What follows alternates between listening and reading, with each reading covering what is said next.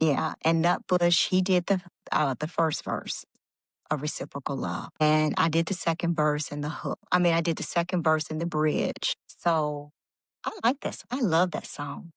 I do too. Because it goes back to that question that you were saying. How do you make your partner, your husband or your wife, how do you make that work? Right. It's because people say you gotta, do 50-50. Not necessarily sometimes, because sometimes I may not be on 50. I may be on 30 on a day.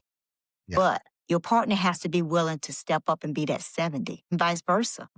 He may come home and he may be on 25 and I have to step up and be that 75. So you can't expect to be 50-50 every day throughout the year.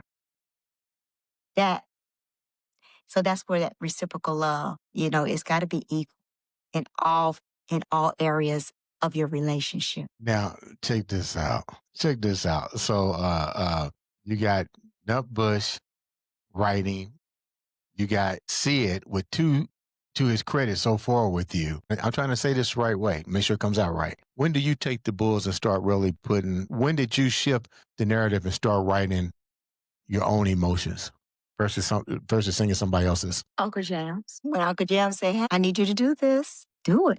Because I feel like if he has the confidence in me to say, right to this track, right to this melody, then if someone else can say that to you, then you have to feel like there's something that they see in you that you can do. Do you bring a lot of your own struggles and emotions in when somebody gives you that challenge? Yes. One particular song that I'm so mad. Don't go there. That song is crazy. Yeah. How much of that is personal? The narrative is not, the video and everything.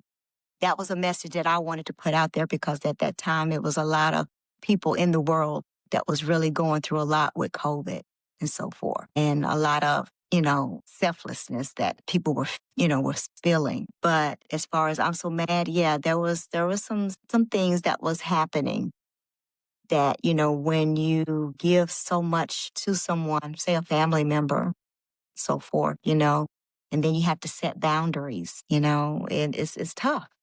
When you love a person so much, but then you realize that that is not a healthy situation for you to be in.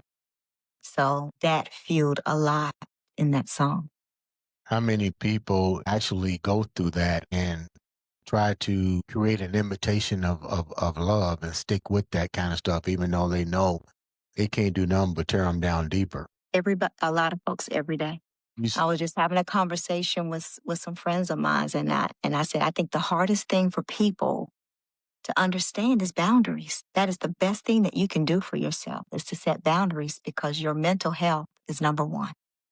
If your mental health is not there, then your physical health is going to just eventually break down. Often how tight are your boundaries in your own personal life? How tight is that boundary structure with you? And very, very. You decide to put that up. Were you having people overstepping those boundaries with your kindness? Exactly. There's a lot of people in this world that feel entitled just because and not put in the work. So, and that's all that they're interested in, is what they think in their mind that they're entitled to. How hard was that for you to shift? Because it sounds like you're speaking from experience. It was very hard, and it wasn't easy at all, but it had to be done.